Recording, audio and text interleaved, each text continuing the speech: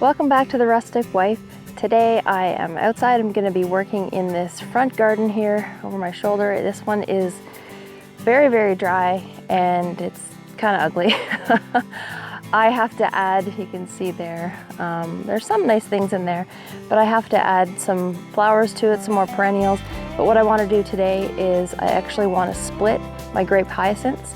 They put on such a beautiful display this spring.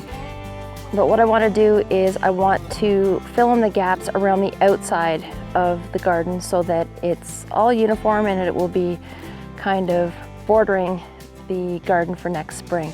So I want to pick out some of these spotty ones and split them up and fill in all the spaces. So I'm going to show you how I do that. So you can see here all of these little green bunches here. Those are the Grape Hyacinths that have gone to seed. And you can see certain areas where I don't have any. What I want to do is remedy that and spread them out into spaces where I don't have them. So it just kind of makes a nice little border for next spring. What I need to do is I actually need to keep the foliage. I know it's just going to look ugly, but at least it's green.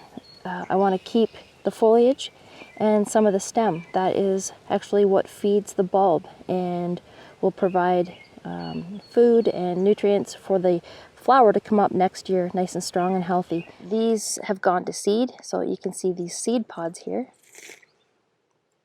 Those are the seeds, but they're not dry enough yet to collect. If you want to collect seeds to propagate them, you just need to let these seed pods dry on the stem, and then you can collect them. I think it actually takes a couple of years to grow a Grape Hyacinth from seed. I haven't tried it, so I'm not exactly sure, but I do know that you can separate these because they're little bulbs that I'm going to show you in a minute down below, and you can just spread them out. Once these leaves die off and go brown, then I can clip them right back to about there. But again, you want to keep them nice and green to feed the bulb. So what I'll do is just clip some of these stems down and then split them and show you what I do. Some people take the stem right off. I just like to clip below the seeds and keep some of the stem on. Some people will actually just do this, pull the seeds off and leave that little spiky bit on there, but I just don't like the look of it. At least this is all green here.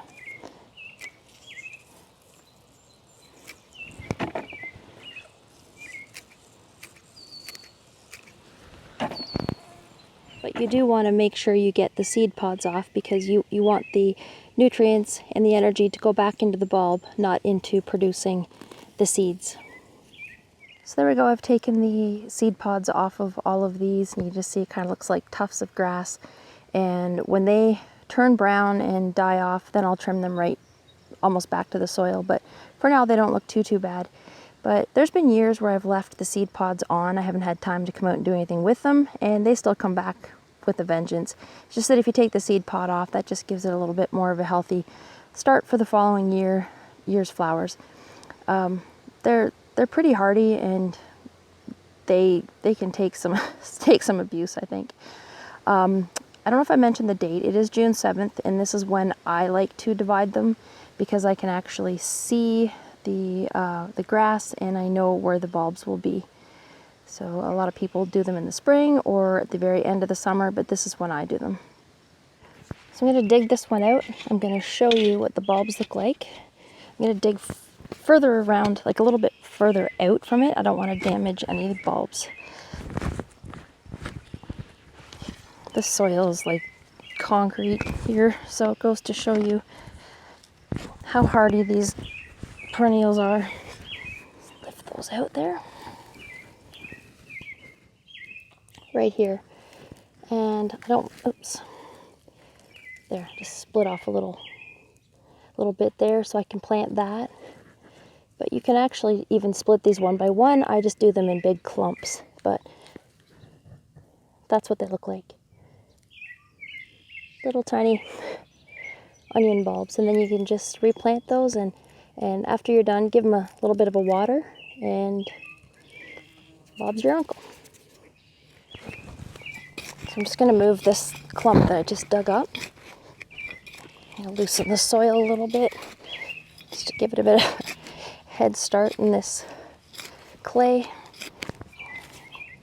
And I'll just put this one back in there.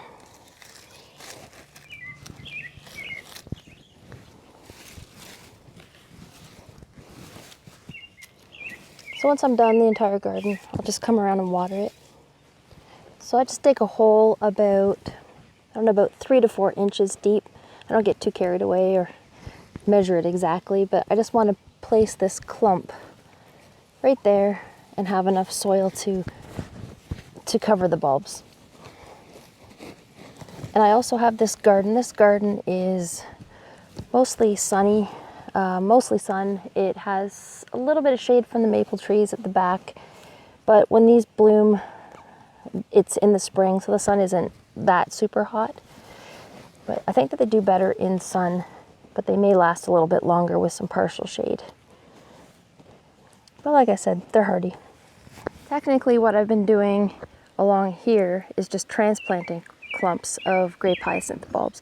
But if I want to divide them, all I have to do is just separate each bulb here and plant them separately. So I'll show you. To divide them, you can actually just pull each one of these little bulbs apart and plant them separately because you've got all the roots there. So what I've been doing is just planting them in clumps. But if I wanted to divide them, I could just pull, without trying to damage the root, just pull one of these apart gently. There.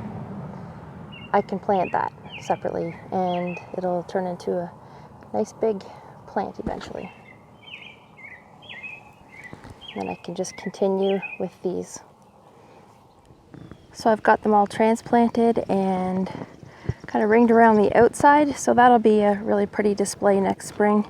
I'll have kind of a border of grape hyacinths. Next, I have to fill in all these areas here. I've got some other perennials to put in here. And eventually this will be a really pretty garden one day. There are some aspects of this garden that I like, such as these mock orange trees. You should smell the blooms. They're so pretty. A few years ago, I picked up about 4 paper bags and they were full of grape hyacinth bulbs. And I got those at a church bazaar. I think that they were $1 each for the bags, and I dotted them around the garden, and this is what I have now. So it was a really inexpensive way to fill up a garden with really pretty perennials, and then you can divide them and make a border, which will just be beautiful next spring. I hope you found these tips helpful, and I also hope you enjoyed today's video. If you did, please consider subscribing, hit that like button, and I'll see you again next time.